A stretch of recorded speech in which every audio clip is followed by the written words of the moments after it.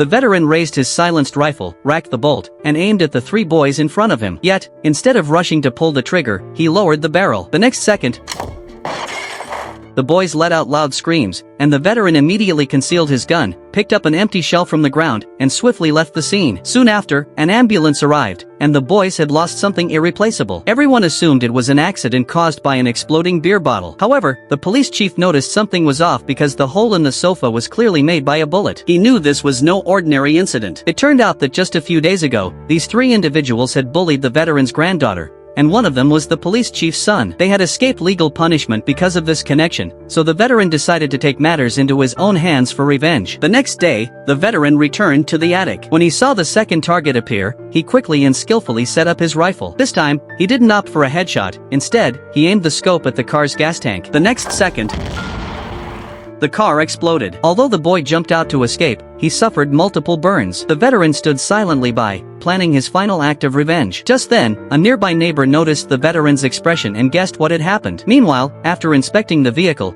the chief also suspected the veteran's revenge. He rushed home and instructed his son to stay inside, not to open the door for anyone, no matter who was knocking. The son, frightened, covered his view with a vase and didn't dare to move on the sofa. Soon, the chief led a team to search the veteran's home, but they found nothing unusual. After a thorough search. The chief had to leave. By chance, he encountered the landlord of the attic coming to collect rent. The chief instantly guessed what had happened and they directly escorted the veteran to the attic for inspection. The chief lifted the curtain and discovered an excellent shooting spot. They began searching the attic. The veteran was sweating nervously, fearing that the gun in the closet would be found, which would ruin everything. Unexpectedly, the gun was gone. The chief angrily grabbed the veteran, demanding an explanation, but the veteran only said it was too late. The chief panicked and rushed back home. But the next second, it was the boy who, overly nervous, fired a shot. He was sent to the hospital due to mental instability. That day, as the veteran prepared to return home, the neighbor stopped him and handed over the rifle. The neighbor had hidden it before the chief arrived,